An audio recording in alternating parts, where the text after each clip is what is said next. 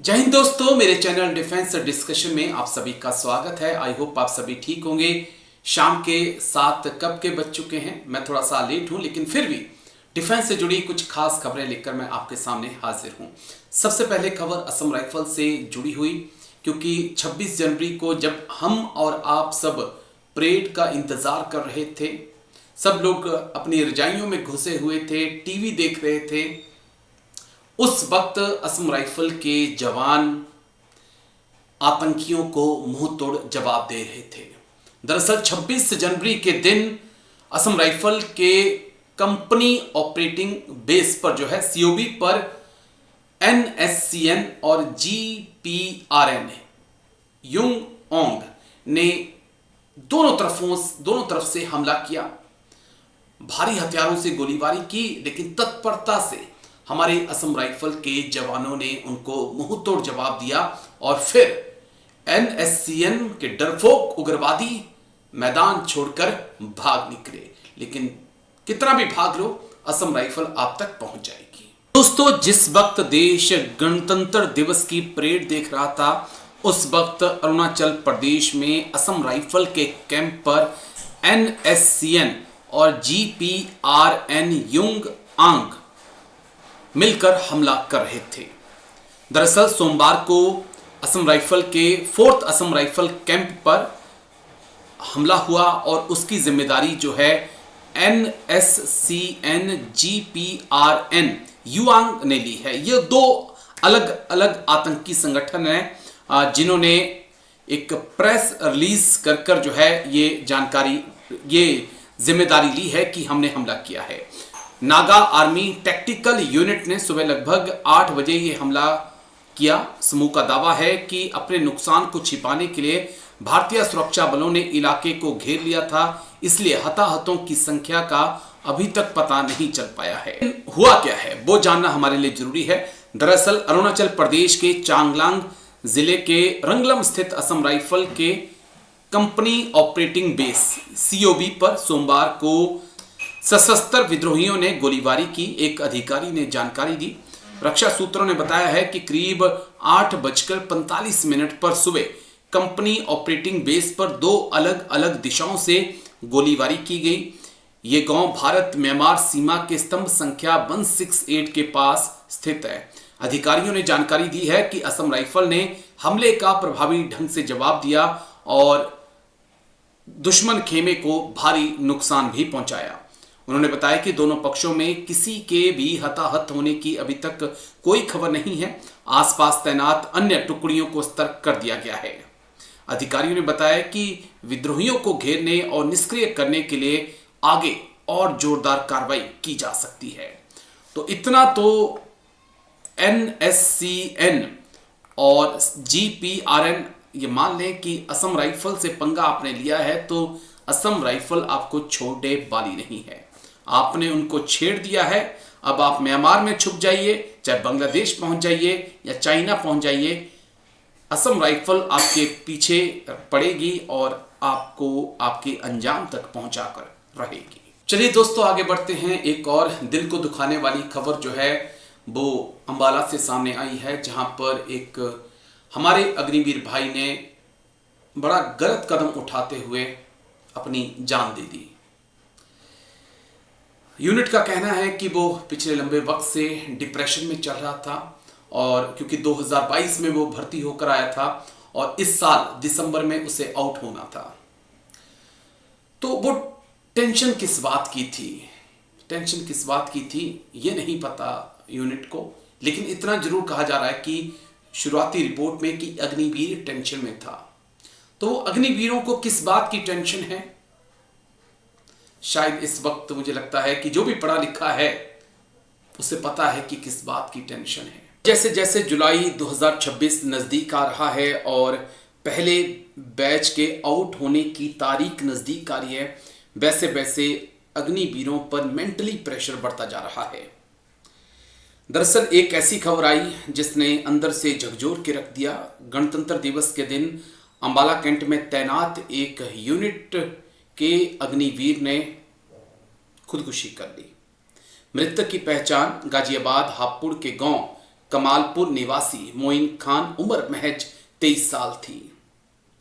मोइन खान सेना की 11 grenade unit की क्लर्क विंग में तैनात थे।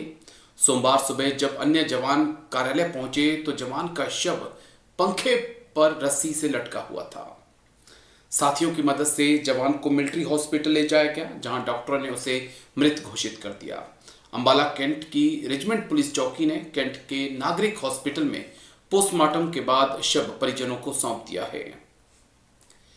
दरअसल जो जानकारी निकल कर आ पाई है कि दिसंबर 2026 में जो अग्निवीर मोइन खान हैं, उनकी सर्विस पूरी होने वाली थी और वो मेंटली तौर पर एक प्रेशर में थे। पुलिस और सैन्य अधिकारियों की भी शुरुआती जांच में बात सामने आई है कि मोइन खान पिछले कुछ समय से मानसिक रूप से परेशान चल रहे थे। हालांकि तनाव की ठोस वजह क्या थी, इसका खुलासा नहीं हो पाया है। पोस्टमार्टम रिपोर्ट के बाद मौत के असल कारणों का खुलासा हो पाएगा, लेकिन क्या इस रिपोर्ट में पता चल पाएगा कि किस बात की टेंशन थी जिससे अग्निवीर मोइन खान ने इतना बड़ा कदम उठाया? शायद नहीं। और अग्निवीरों को किस बात की टेंशन है वो आपको और मुझे बहुत अच्छे से पता है कि 4 साल बाद हमारा क्या होगा। मोइन खान 2022 में अग्निवीर में भर्ती हुए थे। वह अभी अविवाहित थे। उनका एक छोटा भाई और एक बड़ी बहन है। दोनों ही अविवाहित हैं। उनके पिता हापुड़ में खेती बाड़ी कर परिवार का गुजर बसर करते हैं। खान की मौत की खबर मिलते ही गांव में मातम पसर गया और परिजनों का रो रो कर बुरा हाल है। चलिए दोस्तों, आगे बढ़ते हैं। अब बात जम्मू कश्मीर के मेंढर सेक्टर की, जहां पर हमारे एक अग्निवीर भाई जो हैं वो लैंड माइन की चपेट में आ गए और घायल हो गए। हालांकि उन्हें इलाज के लिए हॉस्पिटल पहुंचाया गया है, जहां पर उनकी हालत स्थिर बताई जा रही है। दरअसल ये खबर उन लोगों के लिए है जो कहते हैं कि अग्निवीर अपनी ड्यूटी नहीं निभाएंगे, वो बैरक में बैठ जाएंगे, वो ड्यूटी से इनकार करेंगे। ऐसा कुछ नहीं है।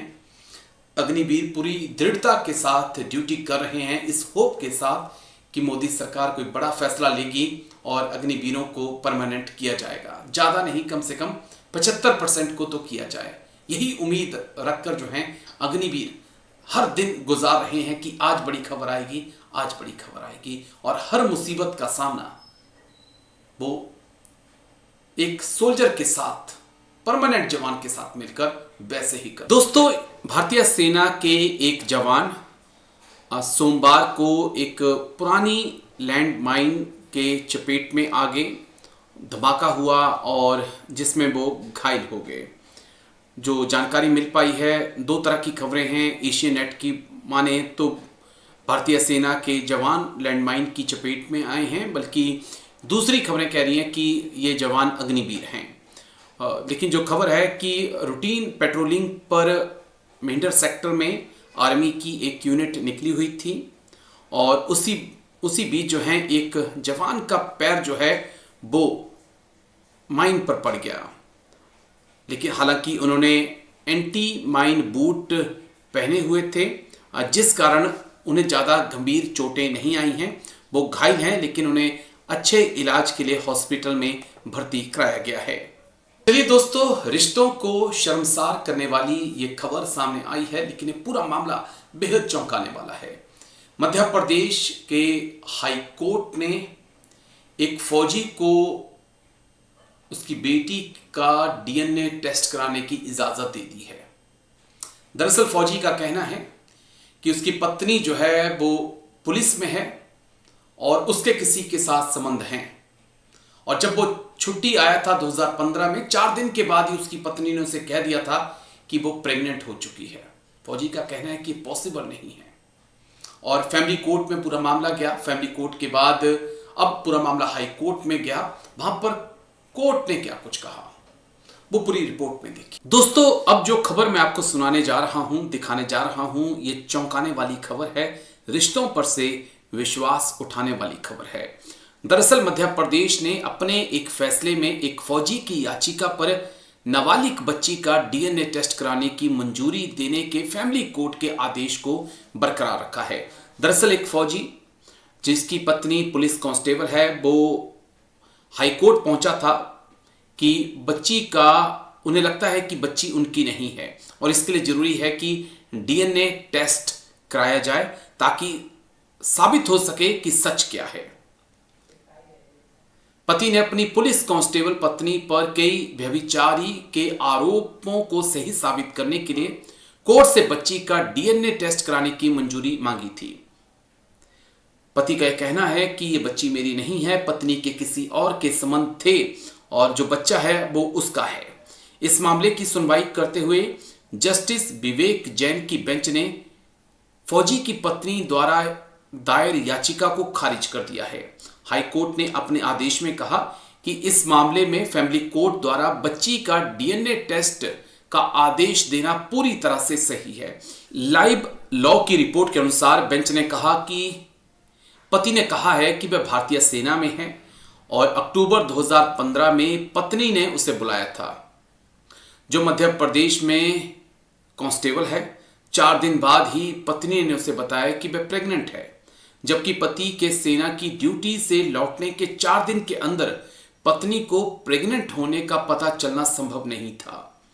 देख लीजिए आप, अक्टूबर 2015 में पत्नी अपने पति को बुलाती है और 4 दिन बाद कहती है कि वो प्रेग्नेंट है, जबकि पति का यह कहना है कि 4 दिन के अंदर पॉसिबल ही नहीं है कि उसे पता चल सके कि वो प्रेग्नेंट है। पति ने यह भी दावा किया कि बच्ची का जन्म अक्टूबर 2015 के लगभग 8 महीने के भीतर हो गया, जिससे पता चलता है कि जिस समय महिला प्रेग्नेंट हुई उस समय पति पत्नी के बीच कोई संपर्क था ही नहीं। इन तथ्यों के आधार पर पति ने पत्नी के व्यभिचारी का आरोप लगाए थे। हाई कोर्ट ने कहा कि इस कोर्ट की राय में ये ऐसा मामला है जिसमें फैमिली कोर्ट को बच्ची का डीएनए टेस्ट करवाने का आदेश देना चाहिए था और फैमिली कोर्ट ने डीएनए टेस्ट कराने का आदेश देकर कोई गलती नहीं की है। हाई कोर्ट पत्नी की उस चुनौती पर सुनवाई कर रहा था जिसमें उसने फैमिली कोर्ट के फैसले को इस आधार पर चुनौती दी थी कि ऐसा डीएनए टेस्ट उसकी प्राइवेसी के अधिकार का उल्लंघन होगा। यह भी तर्क दिया गया था कि बाल अधिकारों पर कन्वेंशंस के तहत बच्ची की प्राइवेसी, स्वायत्तता और पहचान के अधिकार का सम्मान किया जाना चाहिए। हालांकि हाईकोर्ट ने पत्नी की ओर से दी गई दलीलों को खारिज कर दिया। कोर्ट ने कहा कि पति ने डीएनए टेस्ट का अनुरोध बच्ची के भरण पोषण से बचने के लिए नहीं, बल्कि सिर्फ पत्नी के व्यभिचार के आधार पर मांगे गए तलाक की याचिका को साबित करने के लिए किया है। तो देख लीजिए आप, फौजी पति पत्नी पुलिस में कांस्टेबल, फौजी को अक्टूबर 2015 में छुट्टी बुलाती है और जब फौजी छुट्टी आता है तो कहती है कि वो प्रेग्नेंट है। अभी 4 ही दिन फौजी को हुए होते हैं और फौजी छुट्टी काट के चला जाता है और 8 महीने के बाद एक बेटी उनको पैदा हो जाती है। फौजी का कहना है कि ये पॉसिबल हो ही नहीं सकता है कि 4 दिन के अंदर आपको पता चल जाए कि आप प्रेग्नेंट हो गई हैं और 8 महीने के भीतर अगर आपका बेबी हो जाता है तो इसका मतलब कुछ गड़बड़ है। और अब डीएनए टेस्ट की मंजूरी जो है वो दे दी गई है फैमिली कोर्ट की तरफ से भी और हाई कोर्ट की तरफ से भी। तो कमेंट्स करके आप इस पूरी खबर पर अपनी राय दे सकते हैं।